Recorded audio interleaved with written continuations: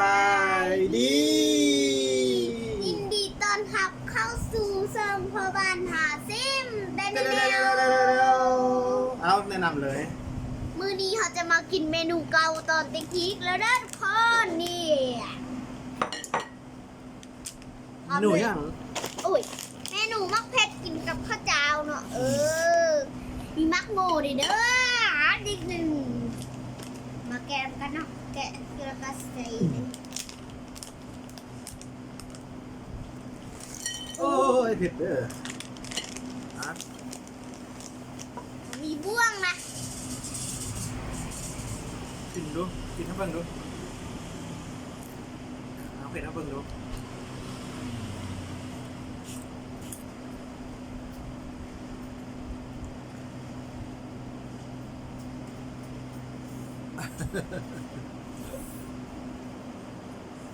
ข้าวบวงเลย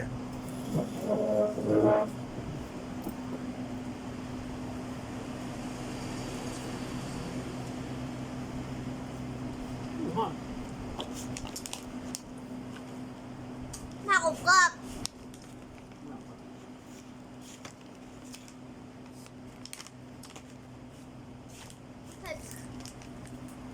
ให้เขากินเดินเนี่ยมาแม่ในสดกินมักเผ็ดเผ็ดก็คนไม่ได้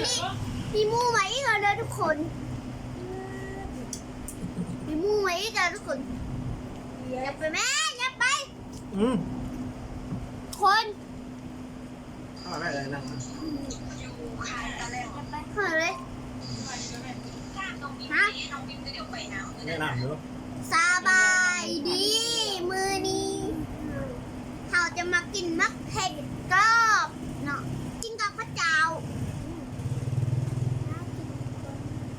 ดับเผ็ดกับเผ็ดกับเผ็ดลองกินน้ำกันเบิ่งเด้อกินน้ำหมกก่อนเนาะ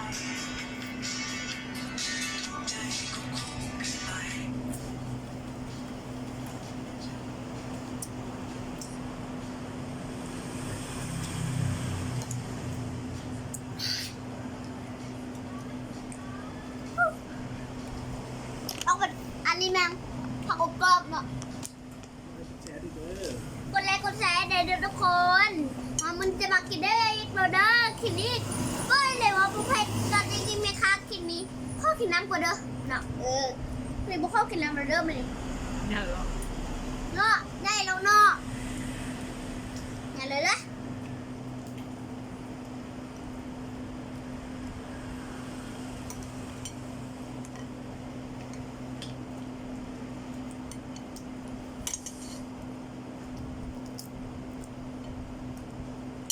นี่ของจริงคือกับเขาไหม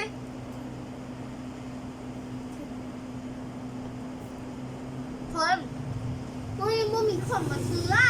เครื่องอ่ะเพราะ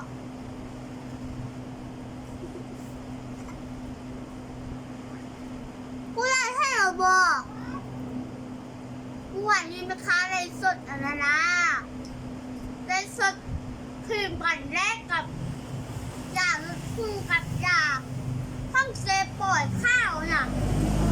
อยากกินเข้าไปแล้วข้าวนะมีเซรั่มทาหน้าหรือว่ากับครีมทาหน้าเนี่ยเพื่อให้เราอย่าลืมซื้อเลิกช่องเจปอยกับเจบีเนาะเจปอยเป็นคนไทยเจบีเป็นคนลาวเลิกก็เลยฝากอารุเซตกับหัวรุ่นเด้อราคาไม่พูดชื่อเลยเดี๋ยวไปทำเลยเขาก่อนผู้ได้ซื้อได้จะให้ส่งแบบฟรีเด้อส่งฟรีเด้ออร่อยเด็กคนจะบอกให้มันคาได้มันคานี่มันคารวยได้ดิมันคารวยได้ดิมีทองยิ่งได้ดิเลยแบบมีทองได้ดิมึงใส่ดิตีมึงเลย กินกับกินให้เป็นตีมาเตอร์นี่ลูกกัน ก็โดนนะไม่ค่ะไม่ค่ะไม่ได้ตั้งใจฮะไม่ค่ะเป็นคำจ่ายเด้อนี่ไม่ค่ะเป็นจ่ายเด้อเลยเว้ยนี่มันเสือกเลยนี่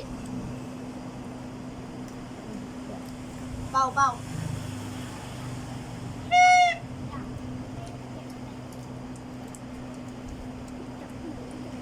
เมื่อไรมันก็มันไม่ได้ยินเสียง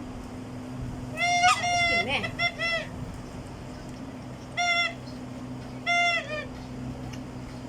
นะอยากกินบ้า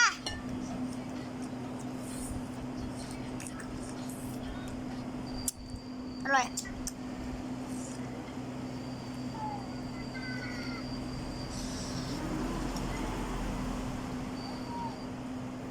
ทำไม่ได้เขาแล้ว ว้า เขาไม่ได้สุดประมาณ ในสุดจะไม่หรอก ประมาณนั้น บาย